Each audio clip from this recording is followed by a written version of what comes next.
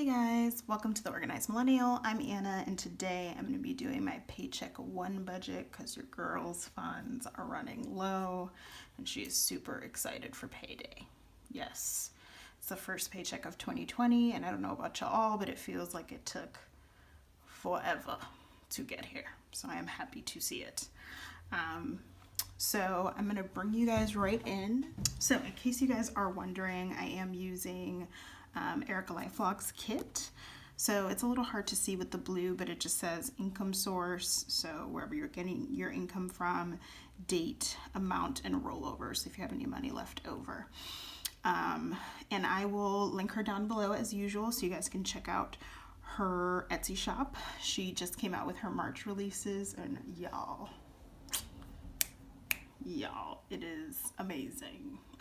I'm just in love with her kits all the time. They're so good. So let's get right into it. Start with my bills and expenses. So first so if you guys don't know, I am going on vacation next month. I'm so excited.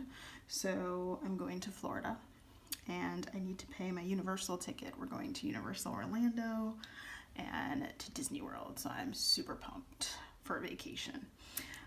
So my first expense is actually my Universal ticket.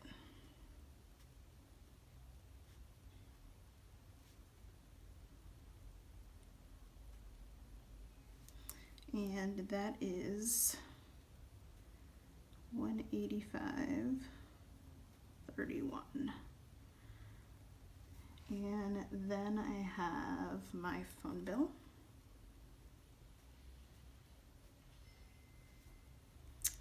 That is pretty much always about $67. And I have my electric.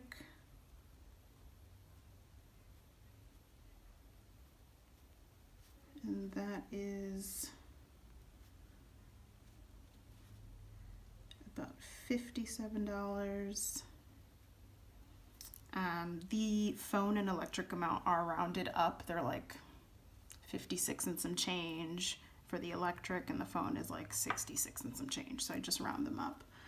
And then I have AAA, you guys, and I am going to be renewing that, and that is $35 to renew. And then I have a small medical bill that I need to pay as well. That's going to be $25. And then I also budget for parking.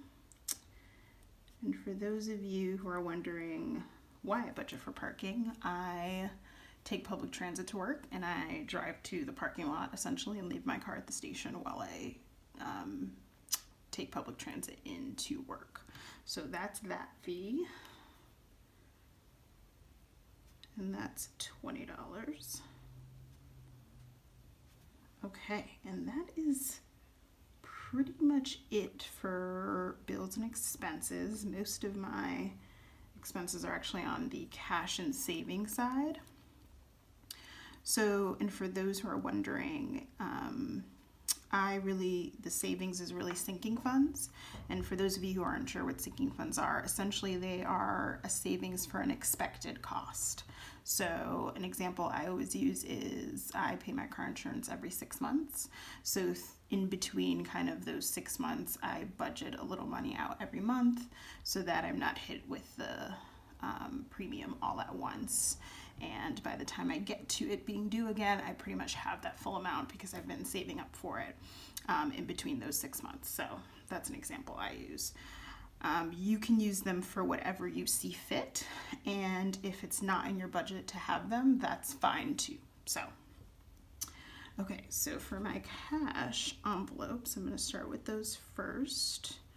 So I have groceries, and that's getting $200. And then I have gasoline, and that's getting $50. have a beauty, which I use for hair and nail appointments. That's getting $75. And you guys may or may not have noticed that your girl is dealing with no nail polish at the moment. I had gel nails before, and I don't know if you have the same issue, but they started to chip, and then I just start to peel them off. And then I'm left with this hot mess. So this category is very needed. Then I have spending.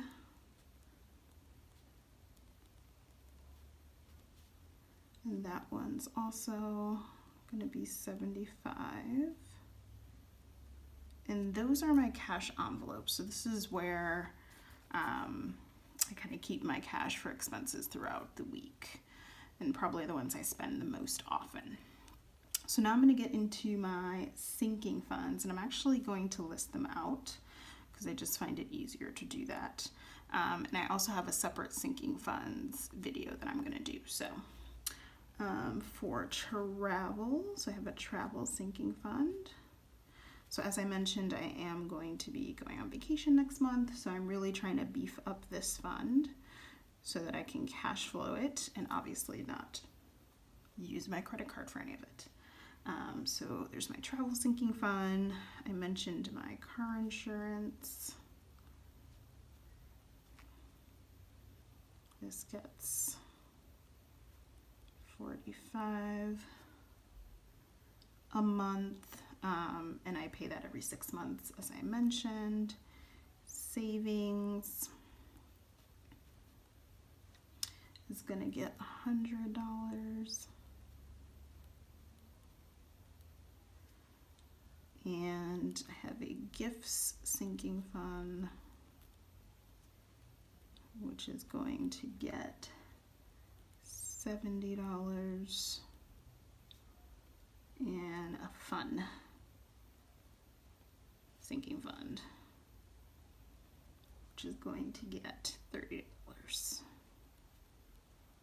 So just to kind of briefly recap, my savings sinking fund is if I'm saving for something in particular that's coming up. And I'll get more into what this savings is for in my sinking fund video, but that's what that's for. And then fun is really like a date night or a movie night or something like that. So that's where my fun sinking fund comes in. So I'm not actually going to total these just yet. But normally what you would do is go ahead and then total these up. So you total up your bills and expenses. You would total up your savings and cash, total up your income. And then down here in paycheck breakdown, what you would do is write your income. And then you would go ahead and subtract that, subtract your bills and expenses total,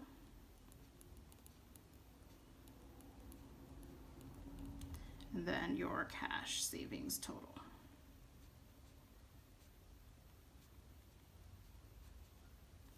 And that would give you whatever you have remaining. So whether you're doing maybe a debt snowball, so you want to put that towards debt, or you want to put that towards saving, or towards a sinking fund that's you're going to be using soon, whatever kind of you want to do with this is up to you.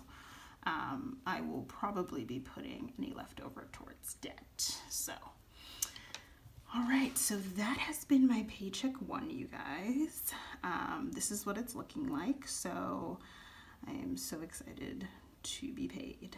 You have no idea. When the funds are low and payday hits, it's like the best day ever. So let me know how your paycheck one is going. Have you already been paid for January? Are you still waiting like me? Like, hey, where are my funds? And let me know how your paycheck one budgeting is going, if you budget that way, down below in the comments. So make sure to like, comment, and hit that beautiful subscribe button, and I'll see you guys in my next video. Bye.